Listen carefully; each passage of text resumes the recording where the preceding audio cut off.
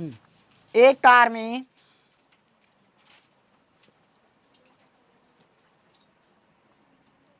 5 millimetre की ampere 5 millimetre ampere की धारा बह रही है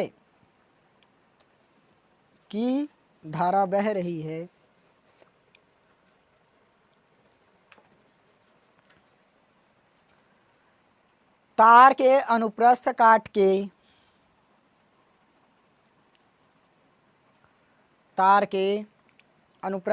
के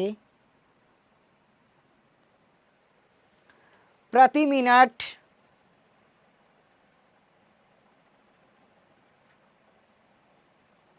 कितने इलेक्ट्रॉन गुजरते हैं।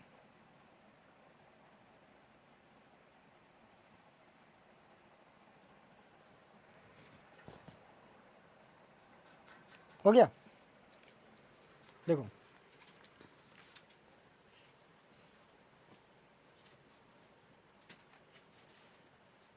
फर्स्ट है दिया है, क्या क्या दिया है, एक तार है ना, उसमें कितनी एम्पियर की धारा बह रही है, 5। I is equal to 5 milliampere इसकी धारा बह रही है ना, तो इसको चेंज करोगे एम्पियर में तो 5 इंटू 10 की पावर -3 एम्पियर ये होता है ना। और क्या क्या दिया है,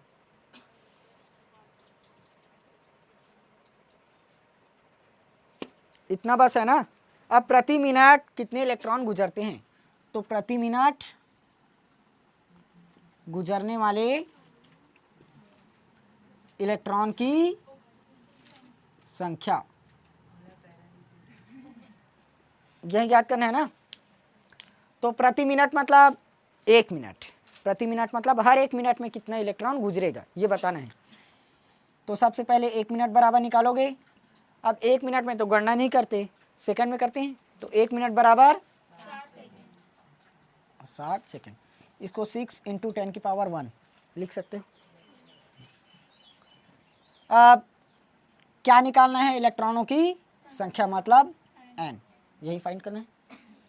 तो Q is equal to n into e, ये जानते हो। n का मान दिया है नहीं, e का मान बस पता है, लेकिन Q का भी मान नहीं पता, तो इससे तो नहीं निकल सकता।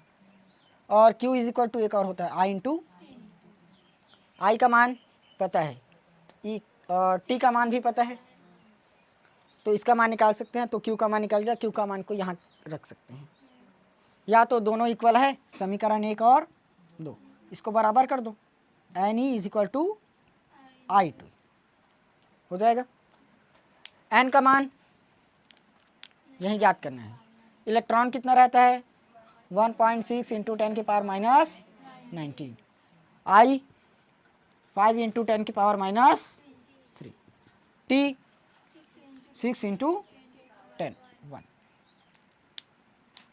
अब हमें n का मान चाहिए, तो पूरे को पक्षांतर कर दो, n इज इक्वल टू 5, इसको ऐसे करो 6 पंचे 30 इंटू 10 की पावर -3 और 10 की पावर 1, 10 की पावर में -2, इसको नीचे लेकर चलो 1.6 इंटू 10 की पावर -19 होगा। पॉइंट को काट दो, ऊपर में 10 का गुणा किए। अब यहाँ 30 हो गया, 30 को 3 इंटू 10 की पावर क्या लिख सकते हैं 1, 3 इंटू 10 कर सकते हैं ना, तो 10 या 30, 3 इंटू 10 इंटू 10 की पावर -2 है, यहाँ पर 10 की पावर 1 है, 1, तो 10 की पावर -1, और नीचे वाला भी ऊपर लेकर चलो, -19 का +19, नीचे में क्या बचा 16 आया। देखो 19 और 1 20, यहाँ पर 1 है ना, 19 और 1 20, 20 माइनस 1 19, तो 3 इंटू 10 की पावर 19 और अपॉन में 16 होगा। अब इसको काटो, काट कर देखो तो कितना आता है, वाह 3 से 18,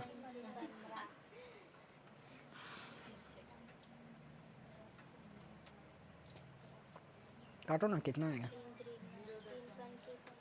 वाह, ऐसे करो, 3 को 16 से करो, 16 शून्य, 3 बचा 0, फिर से 0, कितना है 30, अरे 16 एकम 16, कितना बचा 14, 1 0,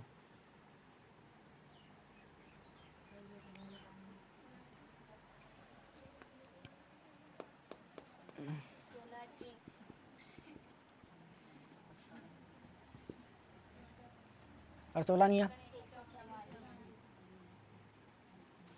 कितना बचेगा, फिर से 14, 2 और ये 3, 0, 16 दूनी 32, 1.82, अरे 12 ना, 0.18 इंटू 10 की पावर 19, एन इलेक्ट्रॉन ना, इलेक्ट्रॉन बस। वाह, 16 शून्य शून्य, 3 बचा, 0 ले लिए तो पॉइंट तो लगेगा ना, तब 1, ये आएगा पॉइंट। अब आएगा, करके देख लेना, हो गया, और आंसर 18.75 आया है। ऐसे करो ना, इसको 18 कर दो, मतलब पॉइंट के 2 अंक पहले, हम पॉइंट के बाद 2 अंक है, इसको मैंने क्या किया, पॉइंट के पहले ला दिया, 19, तो ये 10 की घात 19 का क्या हो जाएगा, 17, माइनस में बढ़ाते हैं और प्लस में घटाते हैं, जान गए थे ना, ये इलेक्ट्रॉन बन गया। अब पॉइंट के बाद और मिलेगा ना अंक, लेकिन उसको ज़्यादा लिए नहीं है, 2 अंक लेकर छोड़ दिए, इसलिए इतना आया। हो गया, सेकंड क्वेश्चन लिखो, एक तार में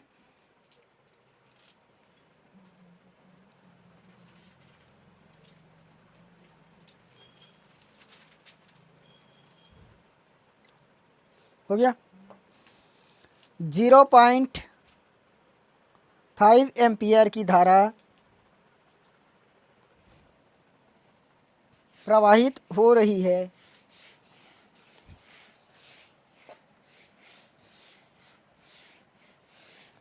तार के अनुप्रस्थ परिच्छेद से होकर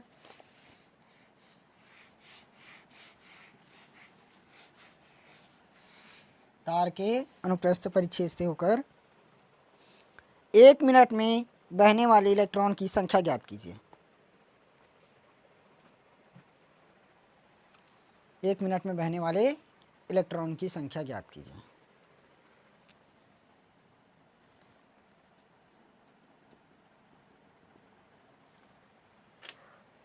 हो गया,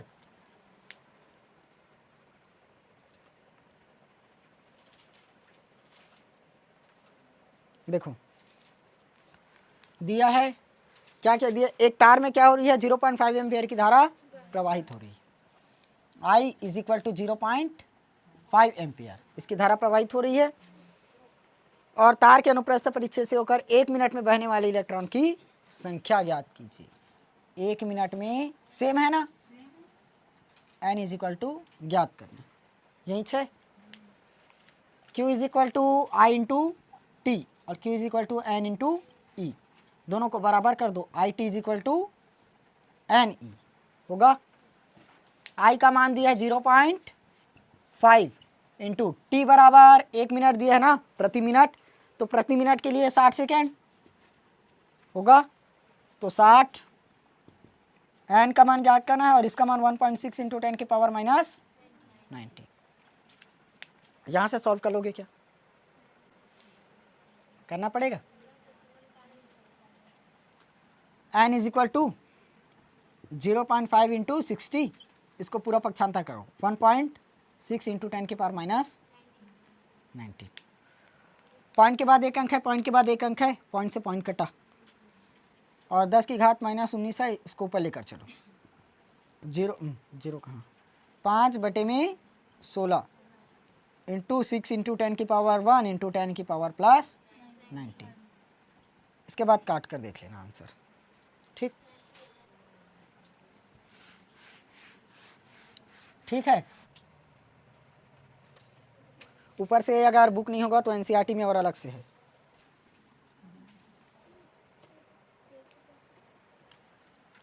चलो बोर्ड एग्जाम में जो क्वेश्चन आया उसी क्वेश्चन को बता रहा हूँ, लिखो। सीजी बोर्ड में ही आया ना अभी का 2022 में।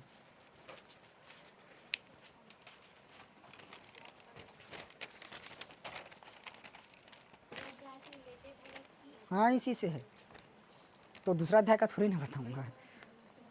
एक तार को खींचकर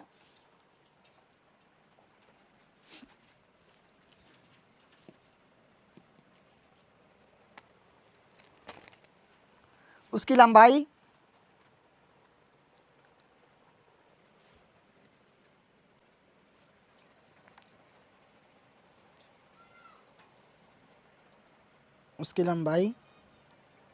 तिगुनी कर दी जाती है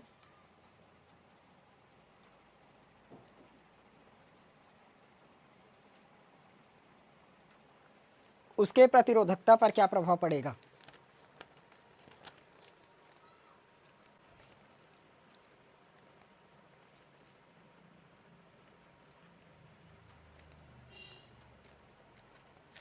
हो गया।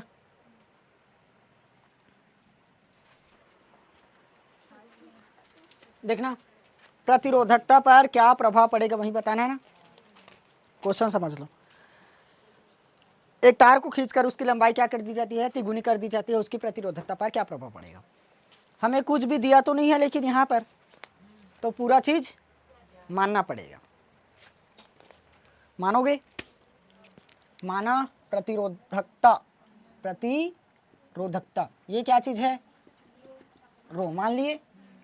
प्रतिरोध को आर और प्रारंभिक लंबाई ना, प्रारंभिक लंबाई, क्योंकि लंबाई है, तार को क्या कर दिए, खींच दिए, तो लंबाई बढ़ जाएगा ना। मान लो एक तार है 5 सेंटीमीटर का, उसको मैंने थोड़ा सा खींच दिया तो तनेगा ना, तो थोड़ा ज़्यादा बढ़ गया, तो इसलिए अलग अलग मिलेगा। तो L1 खींचने के बाद L2 और क्या बचा, क्षेत्रफल। इसमें रहता है ना प्रतिरोधकता में क्षेत्रफल को A मान लिए, हो गया। और आयतन V, कहाँ ध्यान रहता है पता नहीं। रो का मान क्या निकाले हो, R/L। हमें क्या बोला है, प्रतिरोध पर क्या प्रभाव पड़ेगा, यही है ना। R का मान निकालो, L = R इंटू, अरे वहीं से तो आया,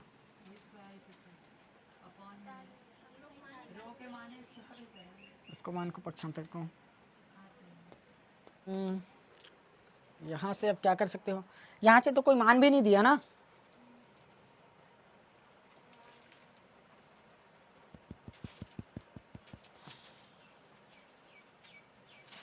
तो मान नहीं दिया तो ऐसे करो, तिगुनी कर दी जाती है ना, इस पर लिख देना 3 गुना कर दिया जाता है। यहां से ऐसे करो, L का गुणा व भाग करने पर, L का गुणा और भाग कर दो, तो ये क्या बन जाएगा, रो इंटू L² अपॉन में A इंटू L होगा, और ये R। अब देखो क्षेत्रफल मतलब A = लंबाई गुणित चौड़ाई, यही आता है, लंबाई गुणित चौड़ाई। तो इस A की जगह मैं L इंटू B कर सकता हूँ, लंबाई गुणित चौड़ाई की जगह। लंबाई और चौड़ाई है, A की जगह पर क्या है, लंबाई और चौड़ाई। फिर से एक और दिया है लंबाई, तो इंटू में और क्या है, देखो R = rho into L² upon में A की जगह पर L इंटू, और लंबाई और चौड़ाई दोनों क्या होती है, समान। तो B की जगह क्या ले सकते हैं अब, L इंटू L पहले से है, तो ये हो गया L, तो रो इंटू L² अपॉन में L³, और क्यूब किसका है फॉर्मूला, आयतन का, और आयतन को किससे लिए कहाँ है, V, तो R = rho into L² upon में V। अब समझ में आया। यहाँ से डायरेक्ट V लिख सकते हो ना, यहीं से पूरे उतने को ना लिखकर, मैं सिर्फ समझाने के लिए निकाला हूँ। यहाँ से लिखोगे डायरेक्ट। हाँ, कहाँ से आया है, नहीं तो कंफ्यूज हो जाते, a इंटू एल कहाँ से भी लिए करके, इसीलिए उतना ले दिया। r का मान निकल गया। अब देखो यहाँ से r1 अपॉन में r2 कर सकते हैं, और L1 का स्क्वायर अपॉन में L2 का स्क्वायर। कैसे किए?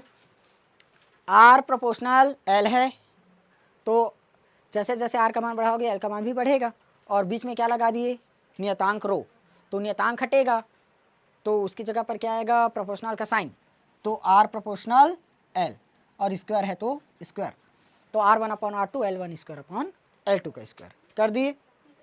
तो यहाँ पर क्यों किए, क्योंकि हमें लंबाई 2 दिया है, एक तो खींचने के पूर्व है, मतलब जो सामान्य लंबाई है तार का वो, लेकिन खींचने के बाद उसको क्या कर दिए, 3 गुना कर दिए। तो ये दोनों मान भी हमें पता नहीं है, R1 और R2 नहीं दिया ना, R1 अपॉन R2, L1 का मान L1 बस है, प्रारंभिक लंबाई तो दिया नहीं है, लेकिन अंतिम लंबाई दिया है। खींचने के बाद क्या कर दिया जाता है उसको, 3 गुना, तो 3L2 का स्क्वायर, L1 ही आएगा यहाँ पर, L2 की जगह L1। कौन से तार को खींच रहे हो, L1 वाला, पहले ही तार को खींच रहे हो ना जिसकी प्रारंभिक लंबाई L1 है, तो उसी को क्या कर दिए, 3 गुना कर दिए खींचकर, तो 3L1 का स्क्वायर बना। अब इसको सॉल्व करने पर क्या आएगा, यहाँ लिख लेना, L1 इज इक्वल टू क्या किए, L2 है, L2 is equal to 3L1 का स्क्वायर, यही है ना। L1 वाले तार को क्या कर दिए, खींचकर 3 गुना कर दिए, तब हमें क्या मिल गया, L2 वाला तार मिला। समझ में आया? हमारे पास प्रारंभिक लंबाई क्या थी तार की, L1 था, मैंने L1 वाले तार को क्या कर दिया, खींचकर 3 गुना कर दिया, तब क्या मिला, L2 तार मिला। ठीक, अब इसको सॉल्व करो, R1 अपॉन R2, L1 का स्क्वायर अपॉन में 3 का वर्ग 9, और ये L1 का स्क्वायर, L1 स्क्वायर से L1 स्क्वायर कटा, 1 है ना यहाँ पर, तो R1 अपॉन R2 1 अपॉन में 9, तो यदि मैं R2 निकालूं तो क्या मिलेगा, 9R1 आया। तो यदि एक तार को क्या किया गया, खींचकर 3 गुना कर दिया गया, तो उसका जो खींचने के बाद का प्रतिरोध है यानी कि R2, वो पहले प्रतिरोध के 9 गुना हो जाता है, लिख लेना। अतः तार को 3 गुना करने के बाद, 3 गुना करने के बाद प्रतिरोध क्या होगा, प्रतिरोध खींचने के पूर्व के क्या होगा, 9 गुना हो जाएगा। समझ में आया? एक क्वेश्चन और लिखो, ये भी इसी साल आया है ना, जो अभी पेपर हुआ था। एक सेल के, ये भी सीजी बोर्ड का ही है, एक सेल के सिरों को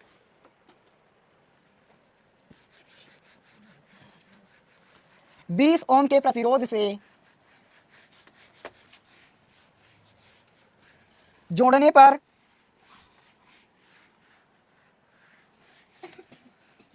उसका विभवांतर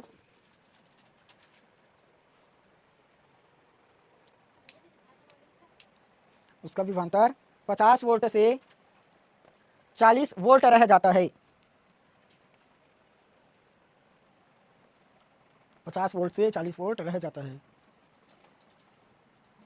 सेल के आंतरिक प्रतिरोध की गणना कीजिए। देखो प्रश्न कौन सा है, 13-14, ये भी आया हुआ है ना बोर्ड एग्जाम में। एक सेल के सिरों को 20 ओम के प्रतिरोध से जोड़ने पर उसका विभवांतर 50 वोल्ट से घटकर 40 वोल्ट हो जाता है। सेल के आंतरिक प्रतिरोध की गणना कीजिए। अब सेल को तो जोड़ दिए ना 20 ओम के प्रतिरोध से, पहले उसका विभवांतर कितना था, 50 वोल्ट, अब कितना हो गया, 40 वोल्ट। तो हमें गणना किस पर करना पड़ेगा, 40 वोल्ट वाले पर, क्योंकि 50 वोल्ट से घट कर क्या हो गया है, 40 वोल्ट, तो 40 वोल्ट पर ही आप पूरा गणना करना पड़ेगा।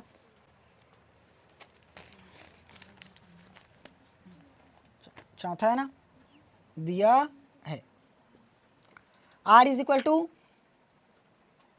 20 ओम और उसका विभवांतर वोल्ट 50 से घटकर क्या हो गया 40 वोल्ट। निकालना क्या है सेल का आंतरिक प्रतिरोध, ये गणना करनी है। फॉर्मूला जानते हो आंतरिक प्रतिरोध का, R is equal to E upon V minus 1 और बाहर में R, पूरे का मान रख दो। विद्युत वाहक बल एक ही रखना। वोल्ट दिया है कितना है 40 वोल्ट, माइनस में 1 और R का मान 20। 1 माइनस 40 बटे में 40 इंटू 20, 1 माइनस 40 मतलब 39 बटे 40 गुणित 20, 20 से कम 20, 20 दूनी 40, 39 बटे किसका मान है स्मॉल r, 19 दूनी 38 पॉइंट में 5 और इसका भी मात्रक, बस निकल गया आंसर। आया, इसको भाग करो ना 39 को 2 से, ये आया 19 दूनी 38, एक बाहर से दशमलव लिए 0, 19.5, ठीक।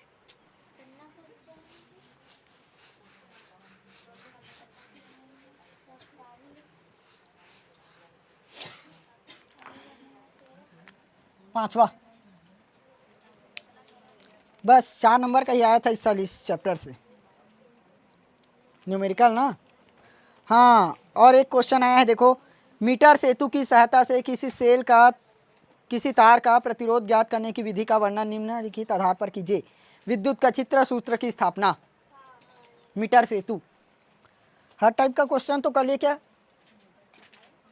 पूरे फॉर्मूले से लगभग क्वेश्चन हो गया ना। अच्छा, व्हीट स्टोन सेतु से बचा है ना, एक और क्वेश्चन लिखो, ये 2021 वाला है ना, हाँ फिजिक्स का ही है,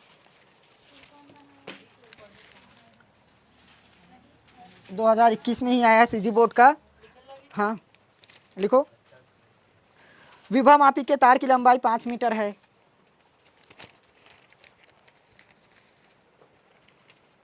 विभव मापी के तार की लंबाई 5 मीटर है।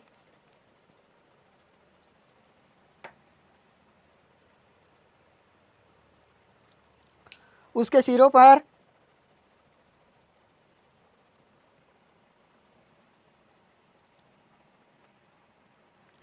5 वोल्ट विद्युत वाहक बल लगाने पर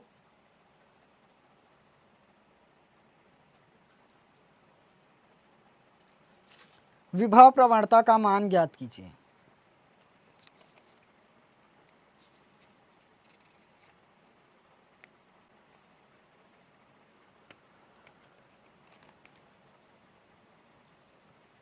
लिख लिए, क्वेश्चन कहाँ चला गया, देखो क्या बोल रहा है, विभव मापी के तार की लंबाई 5 मीटर है, उसके सिरों पर 5 वोल्ट का विभवांतर लगाने पर, नहीं विद्युत वाहक बल लगाने पर विभव प्रवणता क्या होगा,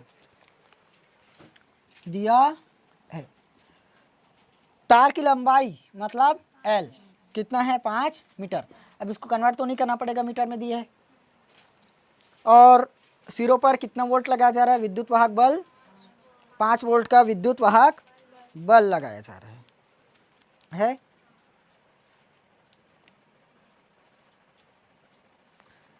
V इज इक्वल टू कितना दिया है 5 वोल्ट है।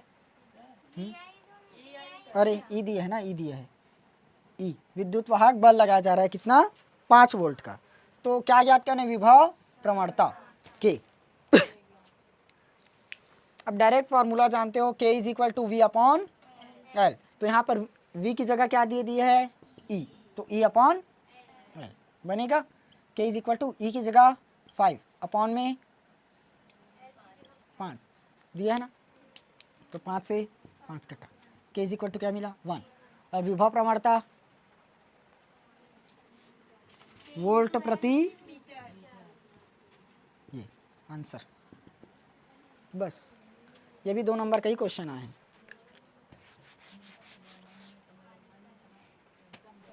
एक किलोवाट के विद्युत वाहक तापक विद्युत तापक बस ना, विद्युत तापक को 220 वोल्ट हो गया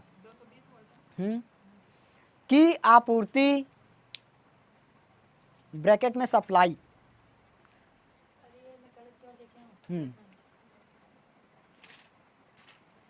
से जोड़ा गया है तापक में कितनी विद्युत धारा प्रवाहित होगी?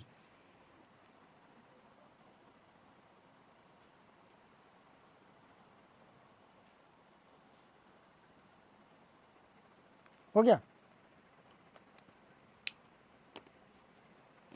कितनी विद्युत धारा प्रवाहित होगी? छठवां है, देखो क्या क्या दिया है। 1 किलोवाट के विद्युत वाहक बल यानी कि P 1 किलोवाट दिया है। अब उस दिन बताया था जिस टाइम विद्युत शक्ति पढ़े थे, 1 किलोवाट बराबर 1 इंटू 10 की पावर 3 वाट। 1 किलोवाट बराबर 1000 वाट, तो इसको 10 की पावर 3 कर सकते हैं। हो गया? उसके बाद विभवांतर दिया है वोल्ट, कितना है? 220 वोल्ट। क्या निकालना है? प्रवाहित धारा I। तो P इज इक्वल टू जानते हो क्या होता है? V इंटू आई। यह निकालो VI वाट करके। तो P हमें क्या निकालना है? यहाँ से I का मान निकालना है ना, तो क्या बन जाएगा? P upon V। P का मान रखो 1 इंटू 10 की पावर 3 और V 220। ऐसे करो 10 इंटू 100 कर सकते हो और इसको 220, इसको काट दो। 10 की पावर 2 ना, इसको 10 इंटू 10 बटे में 22 करो। 2 पंचे 10, 11 दूनी 22। फिर इसको काटो 5 और 11, 11 शून्यम 0, 5 आया, पॉइंट लगाए, फिर से 11 शून्यम 0, अरे 11 चौक 44, कितना बचा? 11 पंचे 55, 0.45 इंटू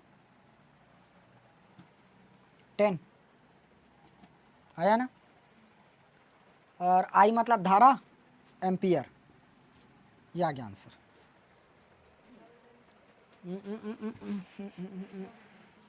गलत निकाल दिया।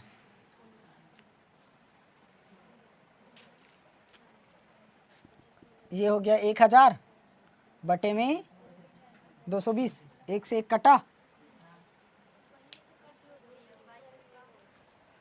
22 40 22 66 22 चौक 88, 22 5 110, 22 चौक 88, 4 बार में जाएगा तो 4 ही तो आया, 5 कहाँ से आएगा? 10 की पावर 3 मतलब 1000 ही होता है ना। नहीं, तो 10 की पावर 3 भी तो होगा वाट। उसमें 1 किलो घंटा वाट का मान निकाले हो, देखो 1 किलोवाट घंटे का मान, ठीक है ना। 1000 बटे में 220 कटा, अब 100 को 22 से भाग करो,